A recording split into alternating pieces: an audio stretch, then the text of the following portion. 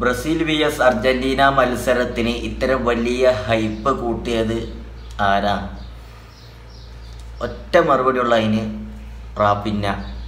Ballon d'Or കാത്തു നിൽക്കുന്ന താരമാണ്. പക്ഷേ അദ്ദേഹത്തിൻ്റെ ആ ഒരു ലെവലിനനുസരിച്ചല്ല അദ്ദേഹം മത്സരത്തിന് മുന്നേ സംസാരിച്ചത്. അർജന്റീനക്കെതിരെ ഞാൻ ഗോൾ നേടും, ഓക്കെ, അത് അതിനൊന്നും പ്രശ്നമല്ല, അങ്ങനെയൊക്കെ പറയാം.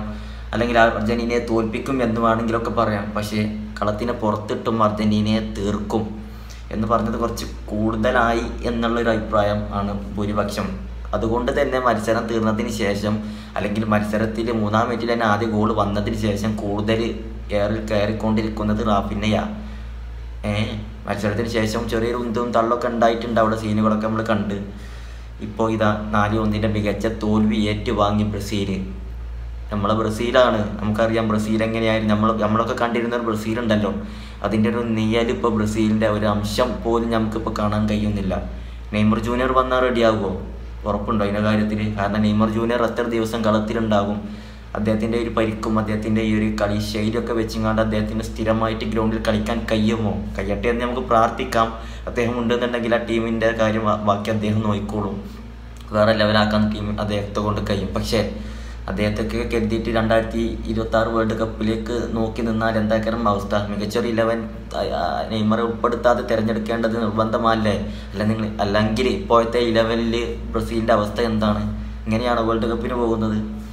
എല്ലാം ഒരു ചോദ്യചിഹ്നമാണ് ബ്രസീലിൻ്റെ കാര്യത്തിൽ. ഏതായാലും നല്ലൊരു മത്സരം, നല്ലൊരു ഹൈപ്പ് കൂടിയ മത്സരം, ഫാൻസിൻ്റെ ഇടയിലും താരങ്ങൾക്കിടയിലൊക്കെ ചർച്ചയായ ഒരു മത്സരം ഈ അടുത്തൊന്നും ഉണ്ടായിട്ടില്ല. മാത്രമല്ല ഒരു 1-0 ഒരു 2-1 അല്ലെങ്കിൽ ഒരു ഗോളിൻ്റെ ഒക്കെ ഒരു തോൽവിയാണെന്നുണ്ടെങ്കിൽ കുറച്ചൊരു ആശ്വാസം ഉണ്ടായിരുന്നു ബ്രസീൽ ഫാൻസിന്. പക്ഷേ അതിപ്പോൾ 4-1 ഒരു ബിഗ് സ്കോറായി പോയി.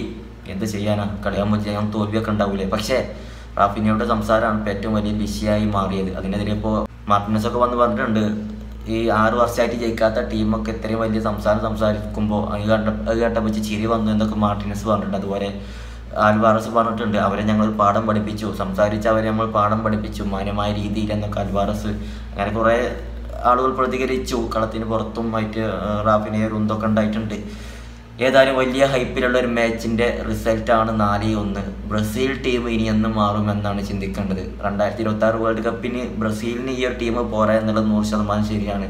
പക്ഷേ ബ്രസീൽ ഫാൻസിനൊരു സമാധാനം വേണ്ട. വേൾഡ് കപ്പിൻ്റെ ഫ്ലക്സൊക്കെ വെക്കുന്ന സമയത്ത് ഇതാണല്ലോ ഇപ്പോൾ ബ്രസീൽ ടീം, എന്താ വരെ കൊണ്ട് കഴിയാന്നില്ല ഒരു കോൺഫിഡൻസ് ബ്രസീൽ ഫാൻസിൻ്റെ മനസ്സിൽ വരണ്ടേ? അതിന് ഈ ഒരു ടീം പോരാ. അല്ലെങ്കിൽ ഈ ഒരു ടീമിനെ സ്ഥിരമായിട്ട് കളിപ്പിച്ചിട്ട് ഒരു മികച്ച ഒരു ബന്ധം അല്ലെങ്കിൽ ഒരു കെട്ടുറപ്പ് ആ ടീമിൽ ഉണ്ടാക്കിയെടുക്കൽ നിർബന്ധം. അല്ലെങ്കിൽ 2026 വേൾഡ് കപ്പിലേക്ക് ആ ഒരു പോക്ക് അല്ലെങ്കിൽ അതിൻ്റെ ക്വാളിഫിക്കേഷൻ മത്സരങ്ങൾ കംപ്ലീറ്റ് വെറുതാവും.